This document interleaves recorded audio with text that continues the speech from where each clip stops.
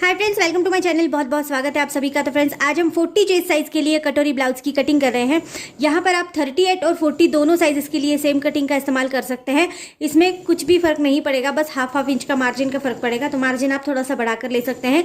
लेकिन आज हम 40 साइज के लिए परफेक्टली ब्लाउज की कटिंग कर रहे हैं। अगर आप 40 के लिए जो कटिंग कर रहे हैं, 40 के लिए देख रहे हैं, तो परफेक्ट कटिंग आपके लिए होने वाली है। ब्लाउज बिल्कुल भी छोटा बड़ा नहीं होगा और बहुत परफेक्टली बैठ जाएगा।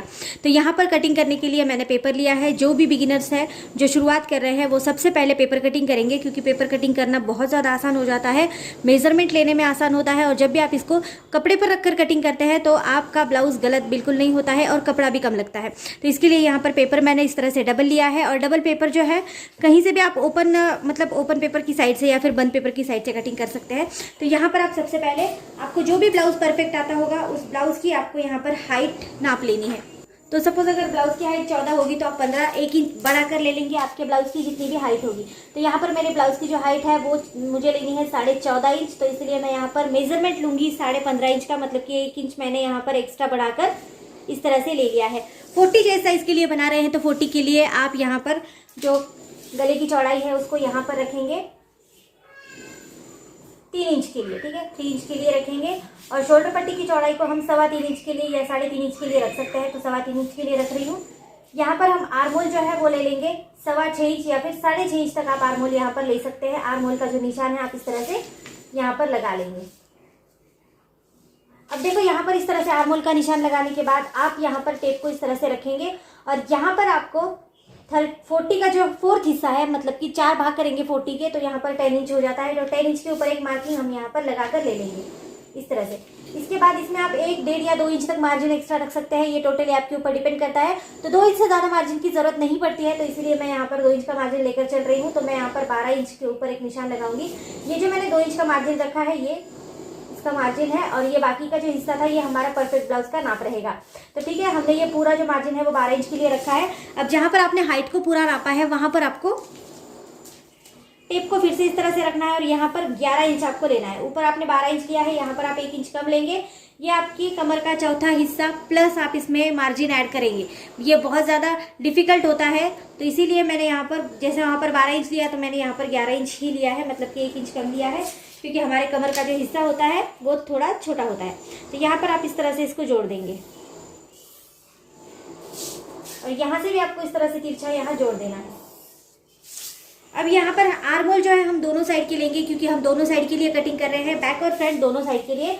तो बैक साइड का आर्मोल मैं यहाँ पर 1.5 इंच का रख रही हूँ और फ्रंट साइड को रखूंगी 1 इंच के लिए। तो यहाँ पर दोनों भी मार्किंग आप इस तरह से लगा कर ले लेंगे। पेपर को हल्का सा इस तरह से आपको घुमाना है और यहाँ पर आप इस तरह से राउंड शेप दे देंगे। ये हमारा बैक साइड का आर्मोल रहेगा और ये हमारा रहेगा फ्रंट साइड का आर्मोल। इसको भी हम इस तरह से यहाँ पर नाप लेंगे। अब फ्रेंड्स, यहाँ पर हम फ्रंट साइड के लिए भी कटिंग कर रहे हैं। तो फ्रंट साइड की कटिंग के लिए आप यहाँ पर मेजरमेंट ले लेंगे। सबसे पहले आपको आगे का गला जो है वो यहाँ पर नाप लेना है। तो यहाँ जो गले की चौड़ाई हमने ली है, वहां से नीचे हम गले का गहराई ले लेंगे जितना भी आपको चाहिए। मैं यहाँ पर 7 इंच ले रही हूँ, कम या ज्यादा आप यहाँ से कर सकते हैं। ऊपर हमने 3 इंच रखा था, तो यहाँ पर भी मैं 3 इंच के लिए मार्किंग कर दूंगी और इस तरह से हम इसको यहाँ पर जोड़ देंगे। ये देखिए, कुछ इस तरह से हमें जोड़ना है। इसके बाद यहाँ पर आप कोई भी, आपको जो भी अच्छा लगे वो यहाँ पर शेप दे सकते हैं। तो मैं यहाँ पर 1 इंच अंदर नापते हुए राउंड शेप दे रही हूँ इस तरह से। आपको अगर पान गला पसंद है तो पान गला आप ले सकते हैं। आपको जो भी गला पसंद है आप यहाँ से ले सकते हैं। अब यहाँ पर बेल्ट के लिए निशान लगाएंगे। तो बेल्ट के लिए मैं यहाँ से ले रही हूँ 3 इंच के लिए और दूसरी साइड से मैं ले रही हूँ 4 इंच के लिए, ठीक है, इस तरह से। तो आप इस तरह से राउंड शेप देते हुए बेल्ट का निशान यहाँ पर लगा लेंगे। बेल्ट का निशान लगाने के जो तरीके हैं ये मैंने पहले भी आपको बताया है, तो आप वहाँ पर जाकर देख सकते हैं।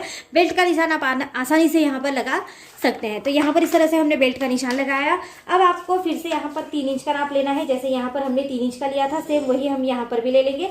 और अब यहाँ से हमको टेप को बिल्कुल सीधा रखना है और आपको यहाँ पर कटोरी का निशान लगाना है 6 इंच के ऊपर, ठीक है। 6 या 6.25 इंच के ऊपर लगाएंगे, इससे ज्यादा नहीं लगाएंगे। यहाँ पर हमने इस तरह से 6 इंच का निशान लगा दिया। अब आपको यहाँ पर इस तरह से 1.25 इंच का निशान लगाना है, ठीक है। और यहाँ पर हम लगाएंगे 1/2 इंच के लिए निशान, ठीक है। तो ये तीनों भी जो निशान है हमको जोड़ने हैं। तो जोड़ते वक्त आप हाथ नहीं उठाएंगे, आप इस तरह से इसको जोड़ देंगे। ये देखिए, यहाँ से लेके हमको यहाँ तक इसको जोड़ देना है इस तरह से। तो आपकी एक कटोरी का निशान यहाँ पर बनकर बिल्कुल रेडी हो गया है। अब यहाँ पर आपको कुछ भी नहीं करना है, हम इसको एज इट इज़ कट करेंगे। अब देखो कट करने के लिए आपको एक और मैं आपको बता दूं कि अगर आपका जो है वो कंधे की अगर साइड आपकी नीचे गिरती होगी बहुत बड़े गले से, तो यहाँ पर आप ले लेंगे पहले 1/2 इंच के लिए और इस वाली साइड को आप इस तरह से जोड़ देंगे। इस तरह से आप जोड़ेंगे। अब आपको इसकी कटिंग करनी है एज इट इज। तो कटिंग के लिए आप सबसे पहले इसको इस तरह से नीचे की साइड से कट करेंगे। अब इसमें यहाँ आपको कुछ भी करना नहीं है, कुछ भी बढ़ाना नहीं है। अब हम बाद में बढ़ाएंगे अलग पेपर के ऊपर। बैक साइड का आपका जो भी आर्मोल होगा उसको आप पहले कट करेंगे, फ्रंट साइड के आर्मोल को आप बाद में कट करेंगे। तो इस तरह से आप कट कर लीजिए और आपको बैक साइड का हिस्सा अलग निकालना है पहले, उसके बाद आप करेंगे फ्रंट साइड की कटिंग। अब यहाँ पर बैक साइड को अलग निकाल लेंगे, फ्रंट साइड के लिए कटिंग करेंगे। अब आपको क्या करना है, सबसे पहले आप निकालेंगे बेल्ट साइड की जो साइड है, इसको साइड में निकाल लेंगे। अच्छे से यहाँ पर गोलाई देकर आपको कट करना है। अब आपको आगे का जो भी आर्मोल होगा इसको भी कट करना है।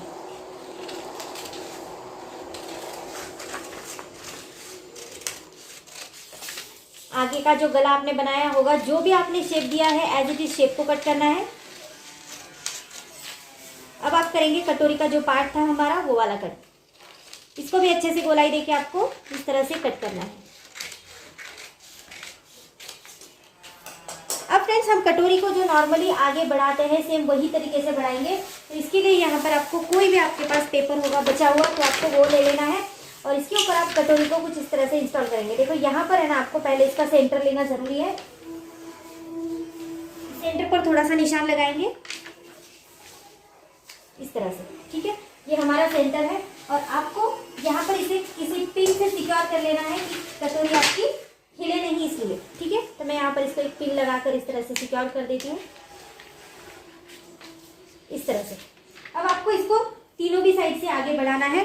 तो 3 इसके पॉइंट जो होंगे उससे आपको आगे बढ़ाना है। ये फर्स्ट वाला पॉइंट, ये सेकंड वाला और ये थर्ड वाला, ठीक है। तो तीनों पॉइंट से हम इसको 1.5 इंच के लिए आगे बढ़ाएंगे। यहाँ पर भी मैं 1.5 इंच का मार्जिन ले रही हूँ। नीचे सेंटर तक आपको 1.5 इंच का मार्जिन लेना है और यहाँ से भी आप लेंगे 1.5 इंच का मार्जिन। इस गोलाई में आपको 1/2 इंच के लिए बढ़ाना है, ठीक है। ये हमारा सिलाई के लिए मार्जिन यूज होगा तो आप इसको 1/2 इंच के लिए बढ़ाएंगे। अब आप इसको कुछ इस तरह से जोड़ देंगे।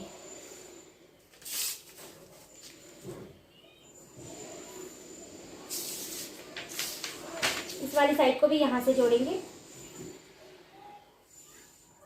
और यहाँ से जैसे आपने पहले गोलाई लगाई थी सेम वही तरीके से आप यहाँ पर भी गोलाई लगाकर इसे यहाँ से यहाँ तक जोड़ देंगे। अब आपको एज इट इज कट करना है, जैसे भी आपने इसकी ड्राइंग बनाई है वही आपको इसकी कट करनी है। तो देखो कुछ इस तरह से हमारा बैक साइड का पोर्शन जो है वो कट हो गया है। फ्रंट साइड का जो पोर्शन था वो भी हमने अच्छे से यहाँ पर कट कर लिया है। अब आपको इसकी स्लीव्स की अगर कटिंग चाहिए तो आप मुझे बता देना। वैसे मैं अभी जो कर रही हूँ वो शॉर्ट स्लीव्स के लिए कर रही हूँ। तो यहाँ पर देखो इन सभी पार्ट को हम साइड में रखेंगे और यहाँ पर बचा हुआ पेपर अगेन ले लेंगे। तो यहाँ पर मैं शॉर्ट स्लीव्स बना रही हूँ तो इसीलिए मैंने यहाँ पर इस तरह से बचा हुआ पेपर ले लिया है। अब इस पेपर को मैं यहाँ से सीधा पहले कट कर देती हूँ और इस वाली साइड को हटा दूंगी। इसके बाद ये वो बचा हुआ पेपर है हमारा, ये वाली इसकी बंद साइड है और ये वाली इसकी ओपन साइड है। तो आपको याद रखना है कि आपको बंद साइड से आपकी स्लीव्स का नाप लेना है, आपको जितनी भी हाइट चाहिए। तो अभी मैं शॉर्ट स्लीव्स बना रही हूँ तो यहाँ पर मैं 3 इंच की स्लीव्स ले रही हूँ, ठीक है। 3 इंच का नाप लूंगी और आपका जो भी आर्म होल है, ये देखो इस तरह से आपका जो आर्म होल होता है ना, इसको आप अगर ऐसा तिरछा देखेंगे ना तो ये हमारा आ रहा है यहाँ पर 8.25 इंच का।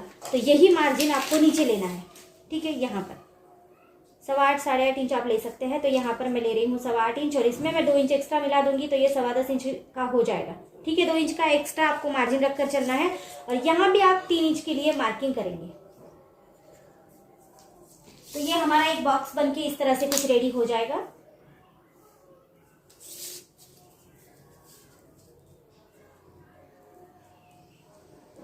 तो देखिए इस तरह से हमारा ये बॉक्स बनके बिल्कुल रेडी है।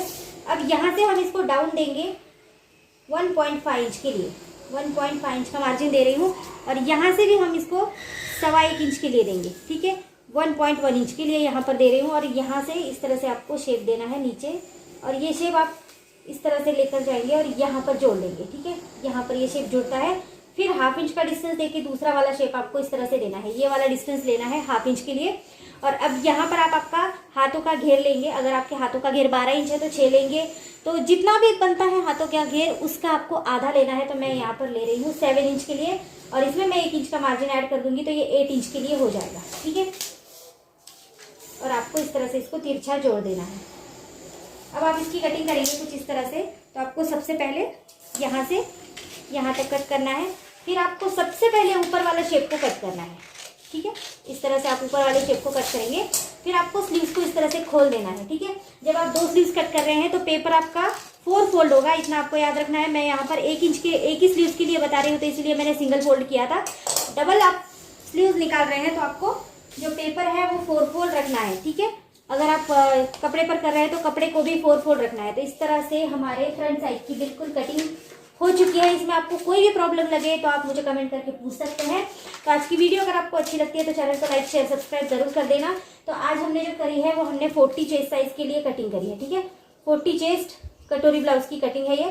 तो आज की वीडियो अच्छी लगती है तो चैनल को लाइक करना, शेयर करना और सब्सक्राइब जरूर कर देना। इसी तरह के वीडियोज मैं आपके लिए लाती रहती हूँ। ठीक है, so thank you so much video को मेरी पूरा देखने के लिए। Thank you so much friends.